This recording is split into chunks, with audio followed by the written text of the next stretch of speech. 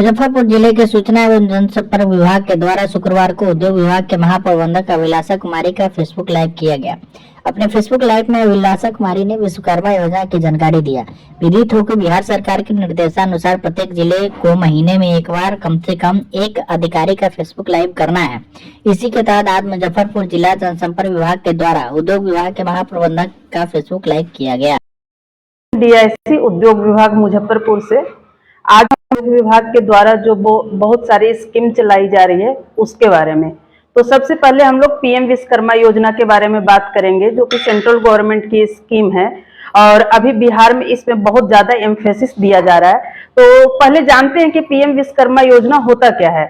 PM Vishwakarma योजना जो बनाया गया है बेसिकली जो 18 ट्रेड से लोग रिलेटेड हैं उनके लिए, लाइक लोहार हो गए, कुम्हार हो गए, मूर्तिकार हो गए, सोनार हो गए, तो ऐसे ही 18 ट्रेड है वो स्पेसिफाई किया हुआ है और इसमें लोग अप्लाई करते हैं। PM विश्वकर्मा के पोर्टल पे जाके ये खुद से नहीं कर सकते क्योंकि इसमें आधार से उनका वेरिफिकेशन होता है।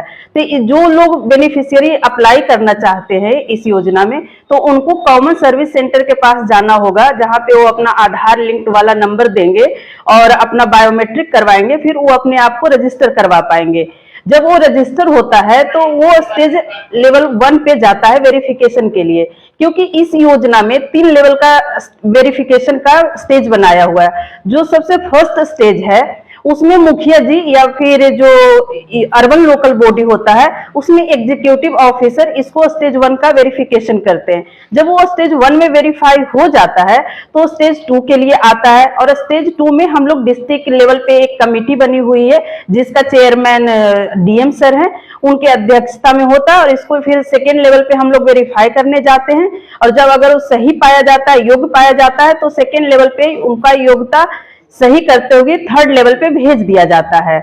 और थर्ड लेवल पे जब भेज दिया जाता है तो इसमें बेनिफिट्स क्या मिलता है। जब इतना लंबा प्रोसेस हुआ कि स्टेज 1, स्टेज 2, स्टेज 3 में लोगों को वेरीफाई किया गया, तो इसमें जो बेनिफिट्स मिलते हैं कि एक तो स्किल उनका एनहेंस करने के लिए ट्रेनिंग मिलता है। फर्स्ट ट्रेनिंग जो है उनको 5 दिन का दिया जाता है, जिसमें उनको खाने का, रहने का सब गवर्नमेंट की तरफ से मिलता है और उनको वेज कंपनसेशन भी मिलता है कि एक दिन के लिए उनको 500 रुपया दिया जाता है।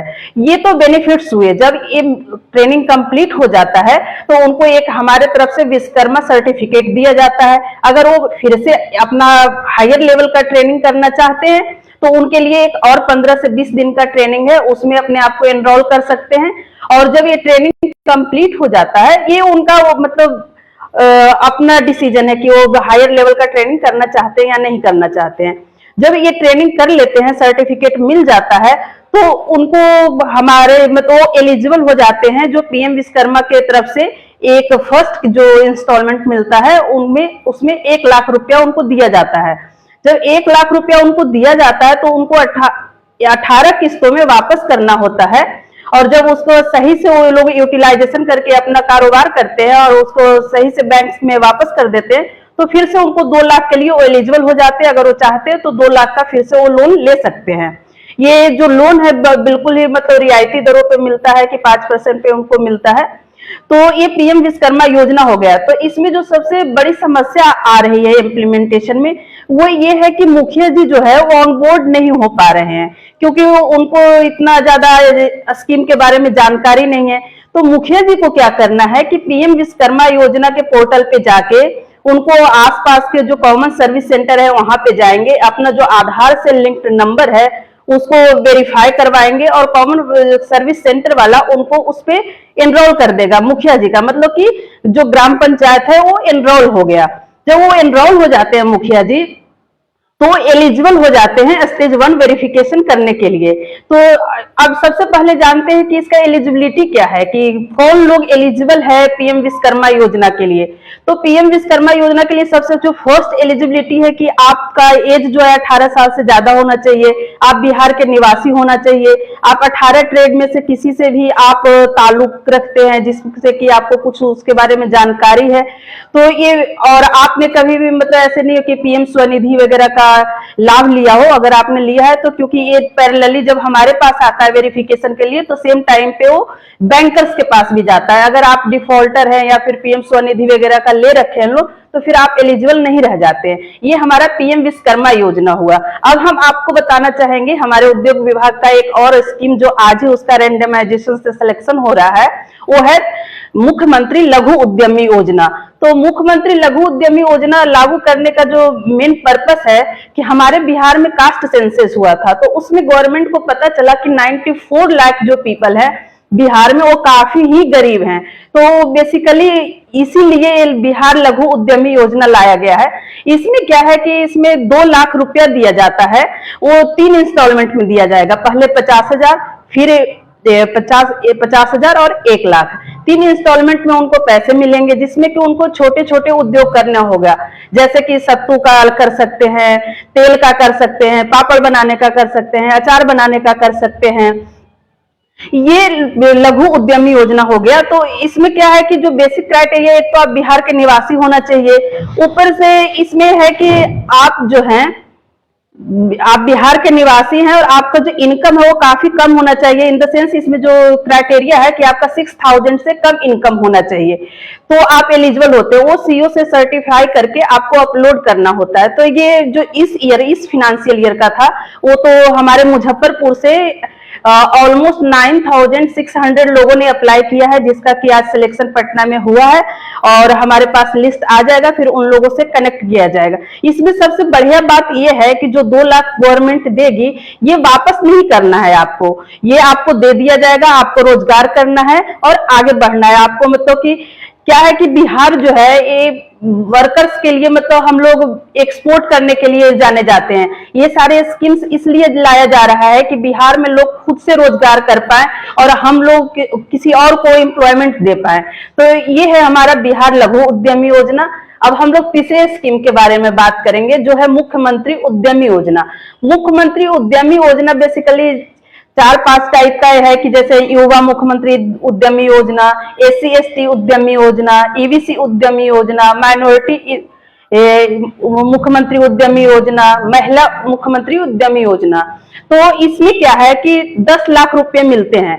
10 लाख में 5 लाख जो होता है वो सब्सिडी होता है कि 5 लाख आपको वापस नहीं करना है और 5 लाख जो है वो वापस करना होता है गवर्नमेंट को, मतलब जो बिहार गवर्नमेंट है उसको वापस करना होता है। जो इसमें 5 जो कैटेगरी है उसमें से केवल एक कैटेगरी है युवा, जिसमें कि उसको 1% इंटरेस्ट के साथ, वो भी सिंपल इंटरेस्ट के साथ वापस करना होता है। अदरवाइज जो सारे हैं उसमें इंटरेस्ट कुछ भी नहीं होता, 0 इंटरेस्ट होता है।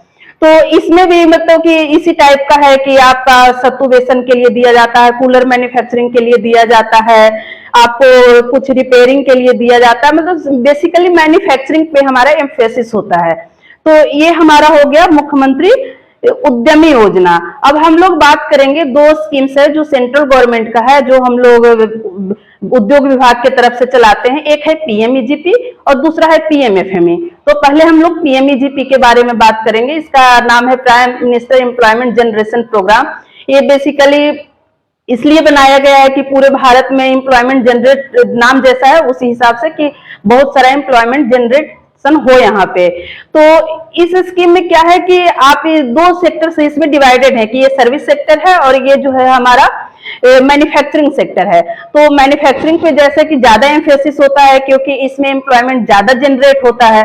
तो इसमें जो हमारा कैप है वो 50 लाख तक है। वैसे 1 करोड़ तक का मिलता है इसमें लोन, बट जो सब्सिडी है जो इसमें 35% सब्सिडी मिलता है रूरल एरिया में और 25% सब्सिडी मिलता है अर्बन एरिया में। सब्सिडी का डिफरेंसेज है कि अर्बन में डिवाइडेड है कि जनरल को इतना मिलेगा, ओबीसी को इतना मिलेगा, लेकिन जो मैक्सिमम सब्सिडी है वो 35% रूरल में है और 25% अर्बन में है। इसमें प्रोजेक्ट जो है बहुत ज्यादा है। इसमें 1056 टाइप्स के प्रोजेक्ट हैं, वो आप लगा सकते हैं। हमारे मुजफ्फरपुर में बहुत सारा ऐसा PMEGP का यूनिट्स है जो बहुत अच्छा परफॉर्म कर रहा है। फर्नीचर का हो गया, फिर सत्तू का हो गया या लीची का हो गया जो लीची से बनाते हैं, तो ये हमारा हो गया पीएमईजीपी योजना। फिर हम लोग बात करेंगे पीएमएफएमई। ये पीएमएफएमई जो है वो फूड प्रोसेसिंग यूनिट के लिए ही बनाया गया है, बेसिकली जो फूड प्रोसेसिंग से रिलेटेड है, क्योंकि बिहार एक ऐसा जगह है जहाँ पे कि फूड से रिलेटेड बहुत सारे आइटम्स होते हैं, लाइक मैंगो, खाने के लिए मक्का, चावल, गेहूं, आम, लीची। तो इस वजह से यहाँ पे जो फूड प्रोसेसिंग यूनिट है उसमें बहुत ज्यादा एम्फेसिस है। तो इसमें क्या है कि इसमें मैक्सिमम 10 लाख तक आपको सब्सिडी मिलेगा, या फिर 35%, जो भी आपका, या तो 35% मिलेगा, लेकिन ये 10 लाख से ज्यादा 35% नहीं हो सकता है। इसमें भी आपको 50 लाख तक का लोन मिलता है। और इन सबों में कुछ नहीं है, जो पीएमईजीपी है, पीएमएफएमई है, कोई भी इंसान अपने मोबाइल से भी इसमें अप्लाई कर सकता है। बहुत ही सिंपल प्रोसेस है, जाइए आप अप्लाई कीजिए पीएमईजीपी में घर से बैठे हुए। पीएमएफएमई में थोड़ा एक रहता है कि आपको डीआरपी के थ्रू ही अप्लाई करना होता है। डीआरपी हमारा डिस्ट्रिक्ट रिसोर्स पर्सन होता है, जिसको हम लोग उद्योग विभाग में हायर किए हुए होते हैं कि उनको कुछ इंसेंटिव मिलता है पर एप्लीकेशन, तो उनके आईडी के थ्रू ये अप्लाई होता है। और मुख्यमंत्री उद्यमी योजना में तो आप कहीं से भी अप्लाई कर सकते हैं घर बैठे, और लघु उद्यमी योजना में भी आप अप्लाई कर सकते हैं घर बैठे, इसके लिए कोई जरूरत नहीं है। केवल एक पीएम विश्वकर्मा योजना में आपको कॉमन सर्विस सेंटर जाना पड़ेगा, क्योंकि उसमें आधार का ऑथेंटिकेशन होता है। Thank you.